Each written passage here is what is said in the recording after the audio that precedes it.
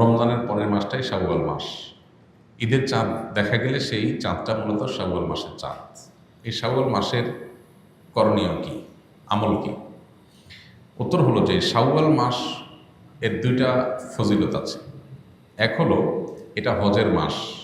আল্লাহ তাআলা বলেছেন আল হাজ্জু আশহুরুম মালুমাত, কয়েক মাস এটা হজের মাস হিসাবে বিবেচ্য। এর ভিতরে শুরু হয় শাওয়াল দিয়ে, শেষ হয় জিলহজ দিয়ে। এখন প্রশ্ন উঠতে পারে, হজের কার্যক্রম তো হয় জিলহজের ৮ থেকে ১৩ তারিখ, তাহলে শাওয়াল মাস কীভাবে হজের মাস হয়? এর উত্তর হলো, কেউ যদি হজ স্টার্ট করতে চায় শাওয়াল মাসে সেই স্টার্ট করতে পারবে। অর্থাৎ হজের উদ্দেশ্যে এহরাম করে মক্কায় ঢুকে গেল, শাওয়ালে স্টার্ট হয়ে গেল, ওমরা করো, বাকি হজের অপেক্ষা করতেছে। এটা পার্ট অফ হজ। যখন কেউ তামাত্তু হজ বা কেরান হজের নিয়ত করবে, সে শাওয়াল থেকে শুরু করতে পারে।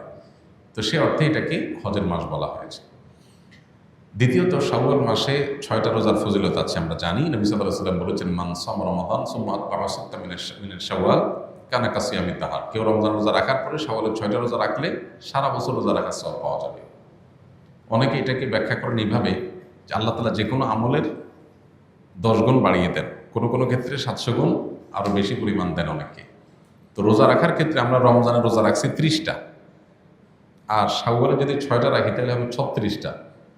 এই 36কে যদি আপনি 10 দিয়ে গুণ দেন কত হবে? 360।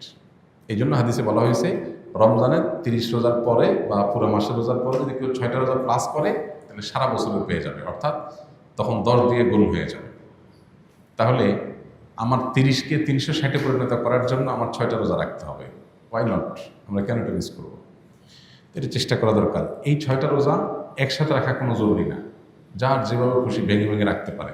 কারণ ছুটির দিন শনিবার শুক্রবার, তিনি এই 2 দিন রাখলেন, কেউ অন্যদিন রাখলেন, আজকে 2টা রাখলেন, আবার 1 সপ্তাহ পরে 2টা রাখলেন, যেভাবে খুশি রাখতে পারেন। পুরো মাসের মধ্যে রাখতে হবে, এটা হলো মূল কথা।